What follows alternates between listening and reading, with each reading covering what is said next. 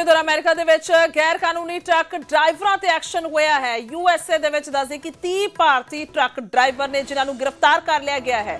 ਗੈਰ ਕਾਨੂੰਨੀ ਤਰੀਕੇ ਦੇ ਨਾਲ ਦੱਸਦੇ ਕਿ यूएस ਦੇ ਵਿੱਚ ਰਹਿਣ ਤੇ ਵੱਡਾ ਐਕਸ਼ਨ ਹੋਇਆ ਹੈ। ਤਾਂ ਆਪਣੇ ਆਪ ਦੇ ਵਿੱਚ ਇੱਕ ਵੱਡੀ ਖਬਰ यूएस ਬਾਰਡਰ ਪੈਟਰੋਲ ਏਜੰਟਾਂ ਤੇ ਕਾਰਵਾਈ ਕੀਤੀ ਗਈ ਹੈ। ਤਾਂ ਸਿੱਧੇ ਤੌਰ ਤੇ ਕਮਰਸ਼ੀਅਲ ਲਾਇਸੈਂਸ ਦੇ ਨਾਲ ਸੈਮੀ ਟਰੱਕ ਚਲਾ ਰਹੇ 49 ਪ੍ਰਵਾਸੀ ਜਿਹੜੇ ਨੇ गिरफ्तार ਕੀਤੇ ਗਏ ਨੇ। गिरफ्तार ਕੀਤੇ ਗਏ ਡਰਾਈਵਰਾਂ ਦੇ ਵਿੱਚ 30 ਭਾਰਤੀ ਸ਼ਾਮਲ ਨੇ।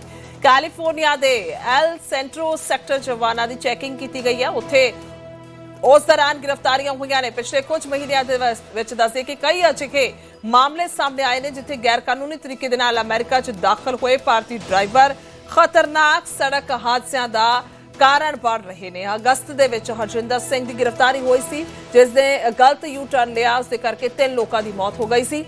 और एक घटनाक्रम जिहड़े ने उस नूं लैके वड्डे पद्धर ते कह सकते हैं इस सुर्खियां विच लगातार मामला रहा और अजिहे दे विच हुण इह एक्शन होया है।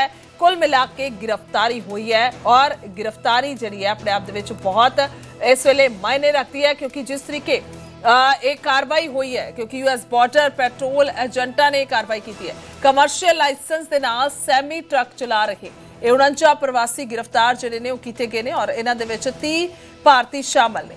तो मेरे सहयोगी नीरज सिंह फोन लाइन पे मौजूद हैं। नीरज, क्या कुछ आपके पास जानकारी?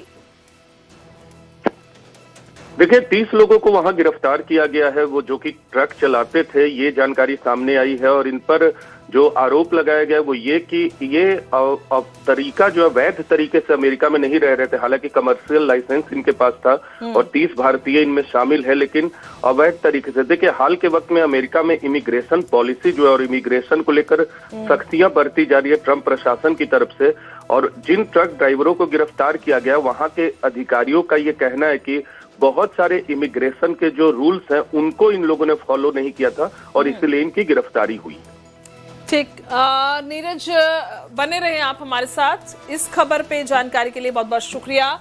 ਤਾਂ एक होर ਵੱਡੀ खबर है इस ਨੂੰ ਲੈ ਕੇ ਕੈਲੀਫੋਰਨੀਆ ਦੇ ਸਿੱਖ ਟਰੱਕ ਡਰਾਈਵਰਾਂ ਦੇ ਵੱਲੋਂ ਕੇਸ ਦਾਇਰ ਕੀਤਾ ਗਿਆ। ਮੋਟਰ ਵਿਭਾਗ ਦੀ ਲਾਇਸੈਂਸ ਰੱਦ ਕਰਨ ਦੀ ਨੀਤੀ ਰੋਕਣ ਦੀ ਮੰਗ ਕੀਤੀ ਗਈ ਹੈ। ਦੱਸੇ ਕਿ ਨਵੀਂ ਨੀਤੀ ਦੇ ਤਹਿਤ ਕਰੀਬ 17,000 ਲਾਇਸੈਂਸ ਰੱਦ ਕਰਨ ਦੀ ਯੋਜਨਾ ਹੈ। ਕਾਨੂੰਨੀ ਮਾਨਤਾ ਖਤਮ ਹੋਣ ਤੇ ਜਿਹੜੇ ਨੇ ਉਹ 17,000 ਰੱਦ ਕੀਤੇ ਜਾਣਗੇ और कमर्शियल ਲਾਇਸੈਂਸ ਦੱਸੇ ਕਿ ਅਲਬੇਟਾ ਕਾਉਂਟੀ ਸੁਪੀਰੀਅਰ ਕੋਰਟ ਦੇ ਵਿੱਚ ਇਹ ਕੇਸ ਦਾਇਰ ਕੀਤਾ ਗਿਆ।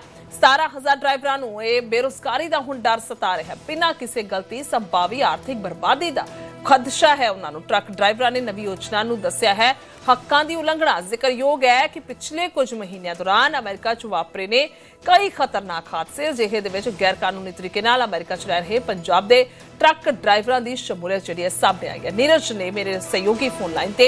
नीरज, इस पे क्या कुछ अहम जानकारी, क्योंकि अपने आप में बहुत अहम हो जाता है जब बहुत बड़ी गिनती में अमेरिका हो, कनाडा हो, अलग अलग देशों में बेशक किसी भी कित्ते से संबंधित जो लोग हैं वहां गए हों, वहां पे काम कर रहे हों। देखिए अमेरिका में ट्रक ड्राइवरों के खिलाफ हाल के वक्त में पॉलिसी जो है वो सख्त हुई और कैलिफोर्निया का जिस मामले का आप जिक्र कर रहे हैं वहां ट्रक ड्राइवरों ने केस फाइल किया है कि 17,000 ट्रक ड्राइवरों का जो लाइसेंस है वो रद्द किया जा सकता और ऐसी योजना है वहां। तो इसके खिलाफ वहां लोगों ने प्रोटेस्ट किया और केस फाइल किया है।